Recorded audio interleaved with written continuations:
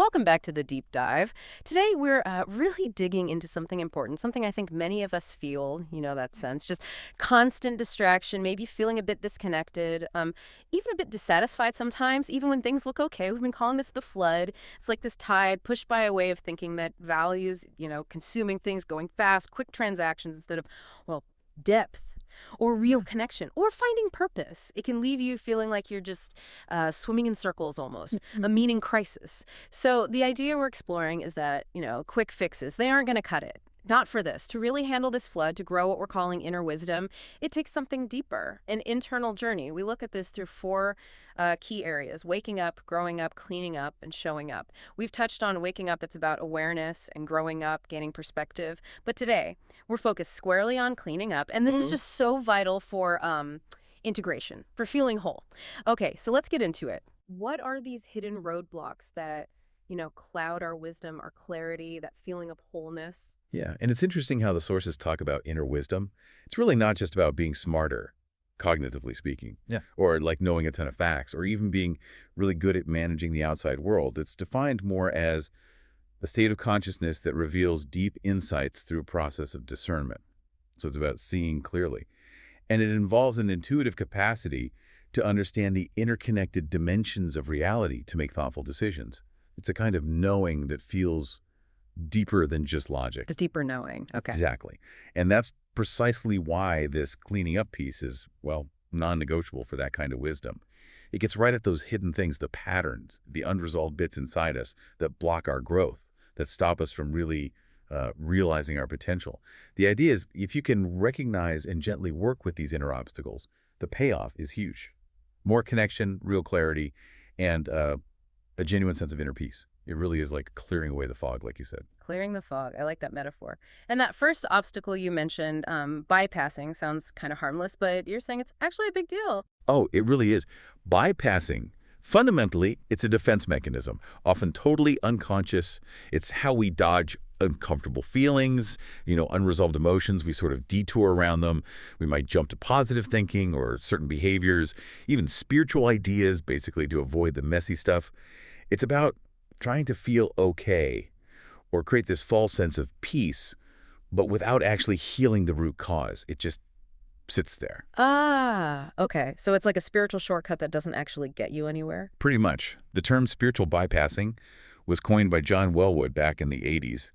He called it premature transcendence, using spiritual ideas to skip over the hard emotional or psychological work. And you hear it all the time, right? Maybe you've even said some of these, this too shall pass, or everything happens for a reason. Oh, yeah, definitely heard those. It was for the best, maybe. Exactly. It was for the best. A blessing in disguise. Even thoughts and prayers. Yeah. Sometimes, if it replaces real empathy or action, it's not always bypassing, but it can be. And it shows up in different ways. Yeah. Besides spiritual, there's emotional bypassing. That's suppressing feelings like anger or sadness to seem calm, looking all zen outside while you're churning inside. Then there's cognitive bypassing, staying stuck in your head, analyzing everything to avoid feeling vulnerable or going deeper emotionally. Always thinking, never feeling. Right. And the impact, the so what, is really significant. We're essentially slapping a nice-looking Band-Aid on a pretty deep wound. It might seem okay superficially, but the actual problem just keeps festering underneath. It also distances us from other people and makes us kind of observers in our own lives. We don't fully engage. That Band-Aid image is stark, so we just stay stuck in ignorance, avoiding the pain. But how do we even spot this in ourselves? It can feel so automatic. It really can. Bypassing often grows out of things like unresolved experiences from the past, emotions we never fully processed, or feeling disconnected from our bodies, that disembodied self. Yeah, that's what that feels like. It's like living from the neck up, Yeah. cut off from body sensations, from gut feelings. Trauma, for instance, can really numb us out and feed that cycle. Makes sense. And the outside world doesn't help. Our fast-paced lives, instability, maybe past abuse, even all the misinformation swirling around. It makes you want to retreat, right? So bypassing becomes a coping strategy. Give temporary relief, sure, but long-term. It really blocks growth because we're not letting ourselves fully feel and learn from our experiences. Which leads to a key question for you, the listener. Where might you be bypassing?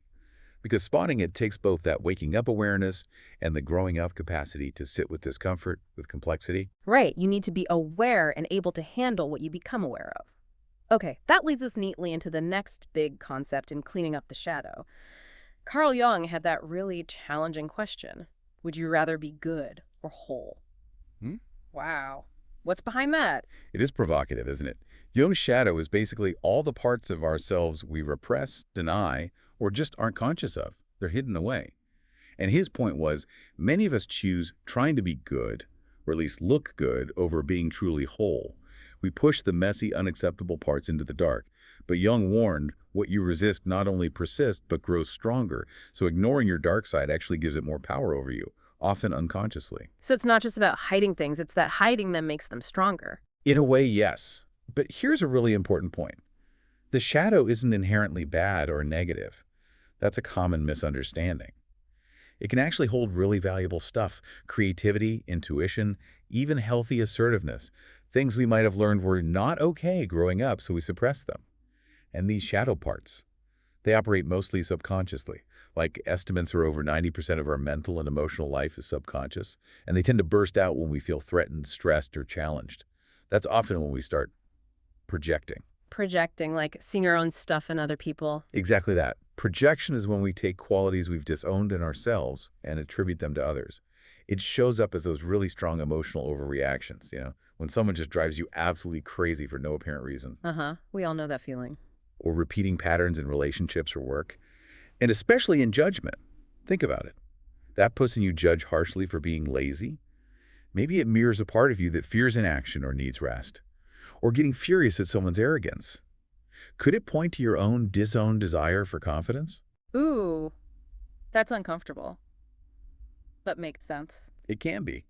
Or a leader avoiding tough decisions might constantly call their team incompetent, projecting their own avoidance.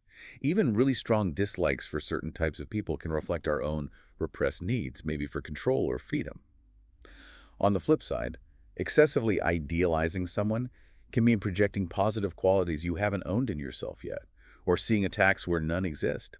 That's often deep insecurity coloring how you see things. So these reactions are like clues, mirrors. Exactly. They're mirrors showing us parts of ourselves we need to reclaim. Huge opportunities for growth, even though they feel difficult. And there are ways to work with this, things like dream analysis, Jung's active imagination technique, or even just focused journaling.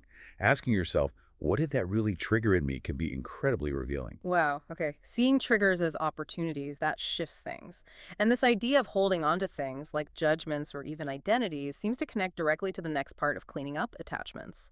It really does. Hmm. In Buddhist thought, they talk about kleshas mental afflictions, things like ignorance, aversion, and crucially, attachment. Think of them like sticky notes gumming up your mind, causing suffering. And attachment is a big one. It's that tendency to grasp, to cling to objects, sure, but also identities, beliefs, experiences we like. We want things to stay pleasant, stay the same. We fixate for comfort, for control. So it's about wanting things to be permanent when they aren't. Precisely. But it's vital here to distinguish non-attachment from detachment. They sound similar, but they're very different. Joseph Goldstein puts it nicely. Non-attachment is simply not holding on, not grasping. You can still be fully engaged, connected. Detachment, though, is more like a distancing from experience, a pulling away. It can lead to indifference, feeling cut off. Ah, okay. So non-attachment isn't about not caring. Not at all. It's about caring, engaging fully, but without the clinging, without the neediness for things to be a certain way. Detachment pulls back, non-attachment lets be. And another deep form of attachment is identification. Like after a failure, thinking, I am a failure, that I am, locks it in as your identity. Mm. Non-identification lets you say, I experienced failure, without letting it define your whole self. It creates space. That distinction is huge. How do we practice that non-identification, that non-attachment? Well, one really practical tool is Tara Brach's RAIN practice. It's a wonderful structure for self-compassion and looking inward when difficult stuff comes up. RAIN. Okay, what does that stand for? How does it help let go without checking out? It's really elegant. RAIN stands for R is. Recognize what's happening. Just notice the thoughts, feelings, sensations. No judgment. Anxiety is here. A is allow life to be just as it is. Let the feeling be there. Stop fighting it. It sounds simple, but it's profound. Just let it be there. Okay. Yeah. Then I just investigate with kindness. Get curious. What does this actually feel like in my body? Where is it? What does it really want or believe?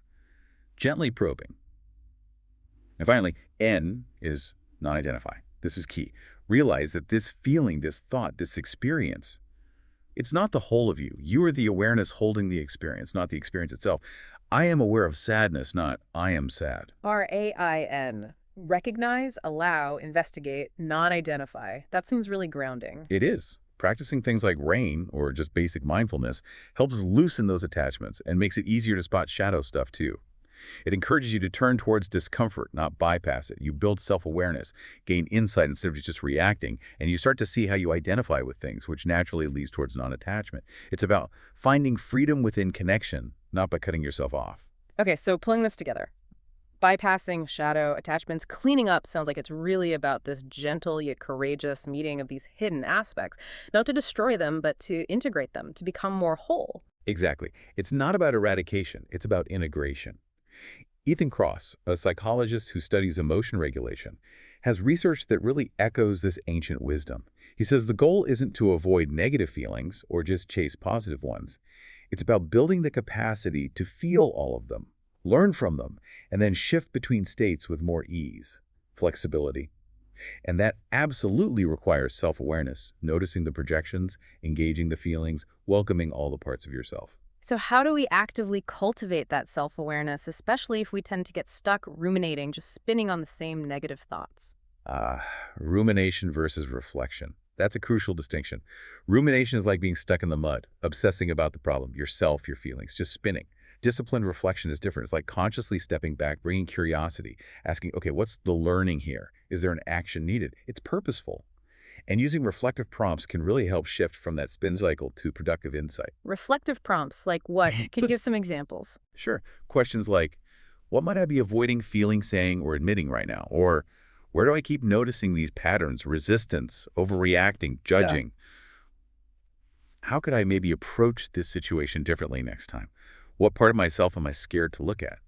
And that big one, how might the situation be reflecting something back to me about myself? Those are powerful. Definitely makes you pause and think differently. So for someone listening, maybe noticing they're stuck in their head or in those loops, Yeah. what's a simple way to start cultivating this reflective awareness? It can start really small. Just begin noticing your body. Where do you feel tightness when you're stressed? Or a knot in your stomach? Restlessness. Those are cues. Your body is talking. Journaling with those prompts, especially when you feel triggered, can be incredibly helpful. Just getting it out and asking those curious questions. Even simple rituals like taking 5 minutes at the end of the day to just reflect, what happened? How did I react? What patterns did I see? That builds the muscle. Through that awareness, you start seeing the fragmented bits, but can work towards wholeness through, well, acceptance these shadow parts are part of me. Expression finding healthy outlets, maybe art, movement, talking it out, and repatterning consciously choosing reflection over rumination, building new responses. Acceptance, expression, repatterning. Got it. And remember, this integration process, it's gradual. It takes patience, practice. It's not a quick fix. There are many supportive pathways too. Therapy can be amazing for deep-seated trauma or beliefs. Coaching can help spot those unresolved commitments feeding avoidance. Somatic practices, yoga, breathwork, tai chi, qigong, they work directly with the body to release stored tension and emotion. And of course, mindfulness medication helps build that non-judgmental awareness muscle for everyday life. It's Right. about building your personal toolkit. Right. So cleaning up really is foundational for that inner wisdom we started with. It clears the path for more connection, clarity, peace by facing the bypassing and integrating the shadow. And it's so interesting how it brings together modern psychology and, ancient wisdom traditions. It feels like it prepares us to actually show up more authentically. So, wrapping up, what does this mean for you listening right now on your own path? Well, I think the key takeaway is that this cleaning up journey, it's not about striving for some unattainable perfection. It's truly about becoming more whole, more human. It's about building the awareness and the courage to meet whatever life throws at you with integrity, with authenticity. So maybe a final thought to ponder this week. How could you just gently, compassionately turn towards one hidden aspect of yourself, one pattern, one avoided feeling, knowing that even that small act of turning towards a powerful step towards deeper wisdom and a richer, more connected life?